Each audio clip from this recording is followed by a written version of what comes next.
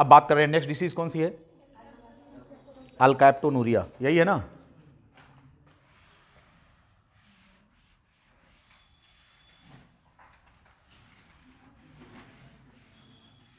अल्कैप्टॉन नाम का एक केमिकल होता है जो आपके यूरिन में इकट्ठा होता है, और यूरिन एयर के संपर्क में आते ही क्या हो जाता है, ये ब्लैक कलर का हो जाता है, राइट। क्या हो जाता है, ब्लैक कलर का हो जाता है। Urine turns black in colour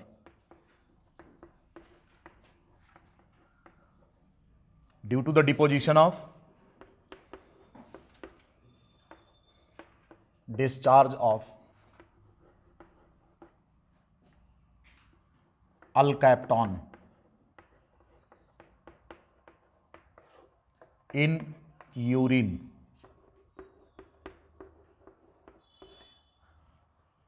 होमोजेनेटिक acid होता है, क्या होता है, जेनेटिसिक एसिड होता है जो आपके ब्लड में होता है, ठीक है, और इसको डाइजेस्ट करने वाले एंजाइम का अभाव होता है। तो पूरी उसकी मेटाबॉलिज्म पर हम नहीं चल रहे हैं, केवल इतना बता रहे हैं कि जब वो डाइजेस्ट नहीं होता तो ऑक्सीडाइज हो जाता है, और ऑक्सीडाइज करके किस में चेंज हो जाता है, अल्कैप्टॉन नाम के केमिकल में चेंज हो जाता है, और अल्कैप्टॉन यूरिन में सेक्रेट होने लगता है, और एयर के संपर्क में आते ही यूरिन किस कलर में हो जाएगा, ये ब्लैक कलर में हो जाता है। तो ये भी एक प्रकार का क्या है, it is also a kind of autosomal recessive disorder. Homogentisic acid, it is present in the blood and it is digested in the presence of specific enzyme, और उस एंजाइम को बनाने वाला जीन कैसा है, होमोजाइगस रेसेसिव कंडीशन में है।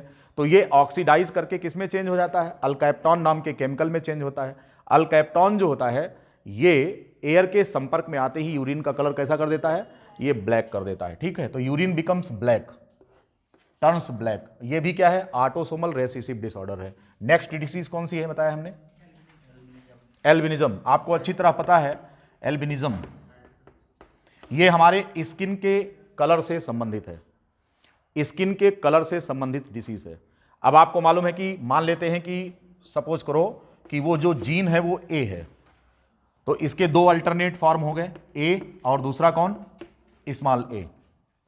अब यहां पर अगर दोनों एलील इसके रेसिसिव कंडीशन में बन रहे हैं, दोनों एलील किस में बन रहे हैं, रेसिसिव कंडीशन में आ रहे हैं, तो जैसे मान लो एक जीनोटाइप आपका ए बनता है, तो यहां पर स्किन कैसी होगी, स्किन इज कलर्ड, स्किन यहां पर कैसी है, ये कलर्ड है।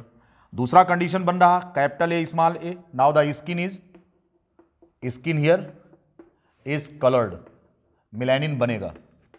लेकिन अगर ये कॉम्बिनेशन मिल गया दिस वन, तो यहां पर क्या होगा, स्किन कलरलेस, मतलब विदाउट मिलेनिन।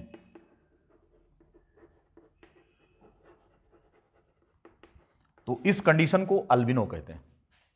तो एल्बिनो यहां पर अगर हम देखें तो चांस कितना है, 25% एल्बिनिज्म होने के चांस हैं, 70। इन सभी में जितने भी ऑटोसोमल रेसेसिव डिसऑर्डर्स हैं, अगर इनके दोनों पेरेंट कैरियर हैं हाइब्रिड, तो फिर अगली पीढ़ी में 75% संतान नॉर्मल रहेंगी और 25% में ये केस अपीयर करेगा। ऐसे क्वेश्चन पूछेंगे कि both the parents are heterozygous for the condition, then in next generation what will be the ratio phenotype, तो आप बताएंगे कि 75%, जैसे ये देख रहे हैं आप, तो दो तो ये होंगे और एक ये होंगे, तो ये तीन ऐसे हैं, चार में से कैसे होंगे, वो नॉर्मल स्किन वाले होंगे, और एक ऐसा होगा जो रेसिसिव वाला है, तो इसमें एबनॉर्मल स्किन होगी, इसमें स्किन में मिलेनिन पिगमेंट नहीं आएगा।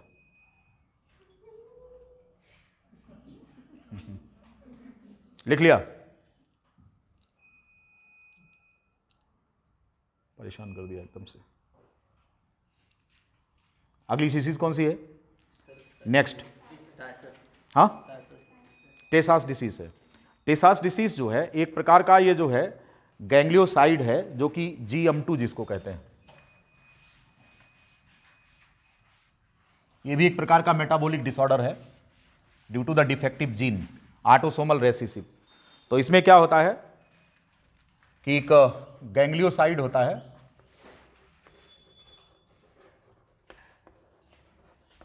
Ganglioside, it is GM2, deposits in nervous tissues, deposits in nervous tissues,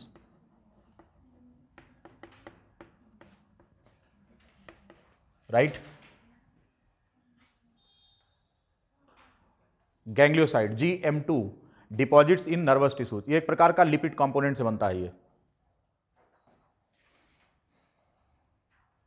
पढ़ेंगे आप बायोकेमिस्ट्री में, जब पढ़ाएंगे आपको जो है बायोकेमिकल डिसऑर्डर्स, तो उसमें हम आपको बताएंगे किसी जीन की वजह से ये केमिकल डिपॉजिट हो रहा है और ये ऑटोसोमल रेसेसिव इसका एक मुख्य कारण है। तो इसके डिपॉजिट होने से अगर ये ब्रेन टिश्यूज में ये अगर डिपॉजिट हो रहा है तो निश्चित रूप से मेंटल डिसऑर्डर इनमें भी होता है। मेंटल डिसऑर्डर होता है यहाँ पर, और इसमें जो IQ होता है वो 50 से ज़्यादा नहीं होता। IQ 50 से, नॉट मोर देन 50। बच्चे का जो IQ होता है वो कितना होता है, वो घट करके रेड्यूस होकर कम हो जाएगा और ये 50 हो जाता है IQ। तो ये भी इसी कैटेगरी में आ रहा है जिसको हम बोलेंगे ऑटोसोमल रेसेसिव डिसऑर्डर, राइट। आज के लिए इतना ही।